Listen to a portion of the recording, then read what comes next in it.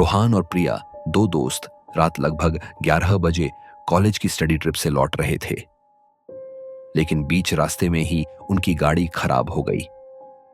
चारों तरफ सुनसान सड़क, घना कोहरा और सर्दी के कारण दोनों काफी परेशान हो गए। आसपास न तो कोई बस्ती थी, न ही कोई और गाड़ी। अचानक दूर कहीं से एक पुराने बस की हेडलाइट दिखाई दी। जब बस पास आई तो उन्होंने देखा कि यह बहुत पुराना मॉडल था, जिसकी बॉडी पर धूल और काई जमी हुई थी। बस के ड्राइवर सीट पर एक बूढ़ा आदमी बैठा था, जिसका चेहरा छाया में छिपा हुआ था। उसने दरवाजा खोलकर इशारे से उन्हें अंदर बुलाया। जान बची समझकर दोनों जल्दी से बस में चढ़ गए। बस के अंदर आते ही उनका दिल जोर से धड़क उठा। अंदर कोई और यात्री नहीं था, बस सामने की सीटों पर कुछ बिल्कुल स्थिर मूर्तियों जैसी आकृतियां बैठी थीं। उनकी वेशभूषा पुराने जमाने की थी और उनके चेहरे पर कोई भाव नहीं था। प्रिया डरते हुए धीमी आवाज में बोली, रोहन, ये लोग कुछ अजीब लग रहे हैं। रोहन भी असहज महसूस कर रहा था, लेकिन क्योंकि वे बहुत दूर से आए थे, उसने इस अजीब बात को नजरअंदाज किया और दोनों चुपचाप बैठ गए। बस आगे बढ़ने लगी। लेकिन कुछ देर बाद रोहन को एहसास हुआ कि बस गलत दिशा में जा रही है। उसने मोबाइल में मैप खोला और देखा कि बस शहर की तरफ न जाकर उल्टा एक पुराने कब्रिस्तान की तरफ बढ़ रही थी। वह ड्राइवर पर चिल्लाया, अरे काका, कहाँ जा रहे हो? ये तो गलत रास्ता है। लेकिन ड्राइवर ने कोई जवाब नहीं दिया। उसने बस स्टीयरिंग को और कसकर पकड़ लिया। तभी बस के अंदर बैठे यात्रियों के सिर धीरे धीरे घूमकर उनकी तरफ मुड़े। उनकी आंखें पूरी तरह खाली थीं। उसी क्षण रोहन को कई साल पहले का एक हादसा याद आ गया। यही रास्ते पर एक बस कब्रिस्तान के सामने दुर्घटनाग्रस्त हो गई थी और कोई भी यात्री जीवित नहीं बचा था।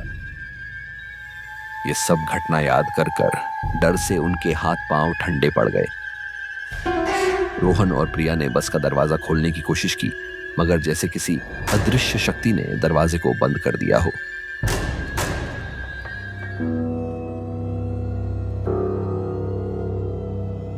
वो लोग बस के अंदर अटक गए थे और फिर कब्रिस्तान के भीतर एक बड़े पेड़ के सामने आकर रुक गई। वो पेड़ अंधेरे रात में और भी खौफनाक लग रहा था। तभी ड्राइवर ने धीरे धीरे पीछे मुड़कर देखा। अब उसका चेहरा साफ नजर आ रहा था। वह किसी इंसान का चेहरा नहीं था, बल्कि एक कंकाल की तरह था। फिर उस बस के सारे प्रेतात्मा मिलकर रोहन और प्रिया पर हमला करने लगे, जैसे उन लोगों को आज अपने साथ ले जाएंगे।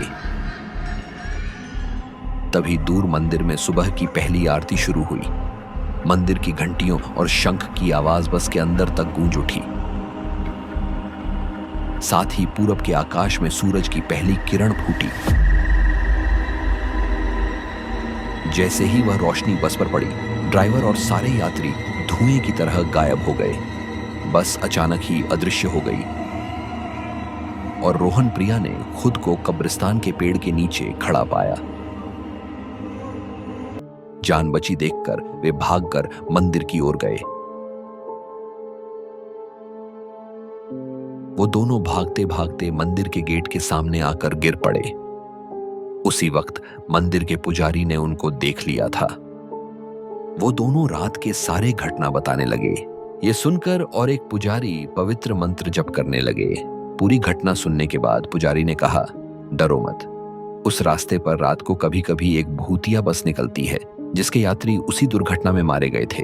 तुम लोग भाग्यशाली हो कि मंदिर के पास पहुंच गए, वरना सूरज की रोशनी के बिना तुम बच नहीं पाते।